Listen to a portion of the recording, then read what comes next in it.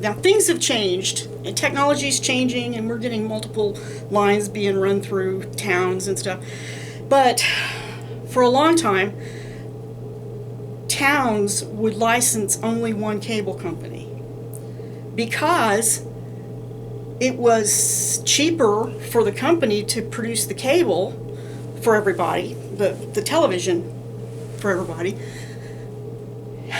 And it also prevented having 5 different companies running lines on telephone poles or electric poles or utility poles. So would you want to have 5 different sets of lines or 20 sets of lines? And think about it. What if I open a cable company and I only have 10 customers, but they're spread out over a 20 square mile area? That's a lot of wire I'm running to get to so-and-so's house over there and over there and over there, and it may cost me thousands of dollars per customer.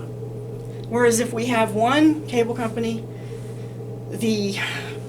and their lines are everywhere, pretty soon it's just the cost of running a line from the pole to somebody's house, and maybe the line is already there, so they just have to hook you up, right?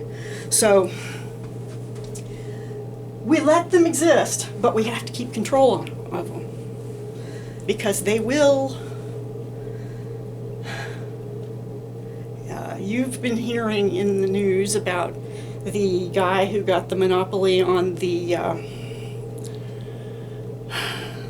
thing for allergies, the emergency shot for people that are allergic to bees or peanuts or something, and as a parent you take it with you in your purse or your backpack for your kids, right? And somebody got the monopoly and immediately raised the price a lot. And well, I'm saying a lot about this, but it's pretty disgusting, what people will do. So you have to sometimes let the monopoly exist, the natural monopoly, but you have to keep an eye on them, and you have to control them, and there's basically 2 ways to do that.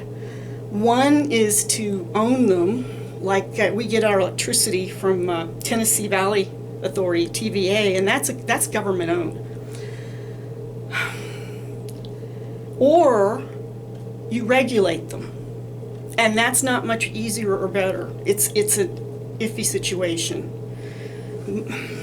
Microsoft got in trouble in the last decade because they were selling parts of Microsoft Office for outrageous amounts, even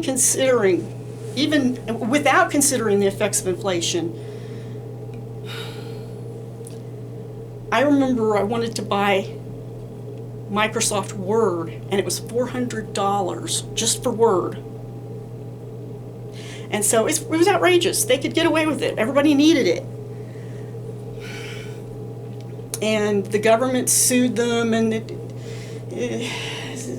scared them, basically, because we didn't end up doing anything to them, but it scared them, and they realized we better not